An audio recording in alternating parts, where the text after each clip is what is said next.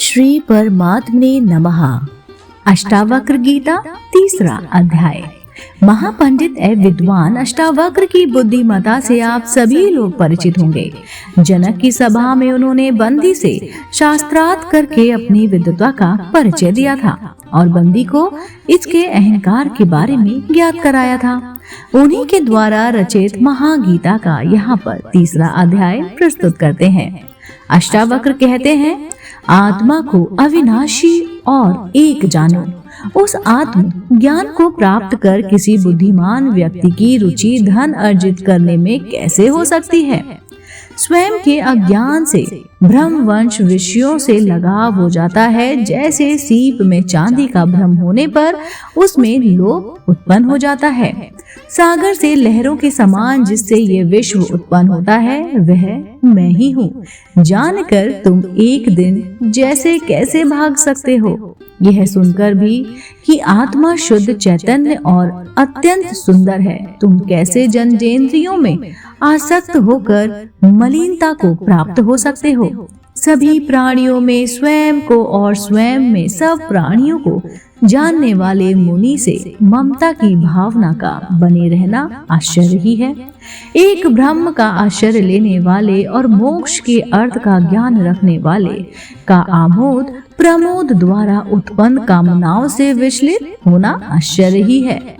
अंत संकट में यानी कि समय के निकट पहुंच चुके व्यक्ति का उत्पन्न ज्ञान से अमित्र काम की इच्छा रखना, जिसको धारण करने में वह अत्यंत अशक्त है, आश्चर्य ही तो है।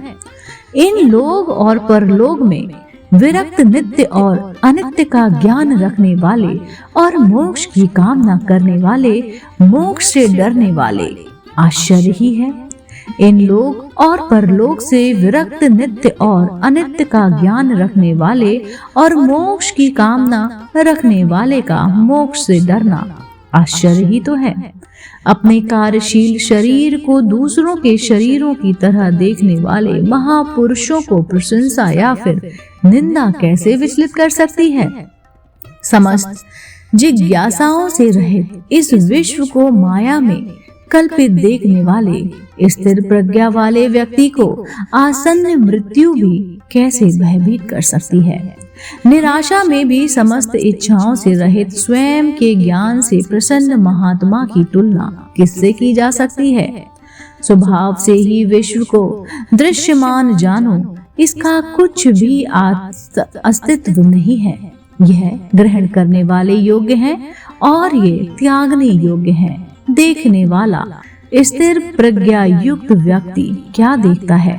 विषयों की आंतरिक आसक्ति का त्याग करने वाले, संदेह से परे बिना किसी इच्छा वाले व्यक्ति को स्वयं आने वाले भोग न दुखी कर सकते हैं और न ही सुखी कर सकते हैं।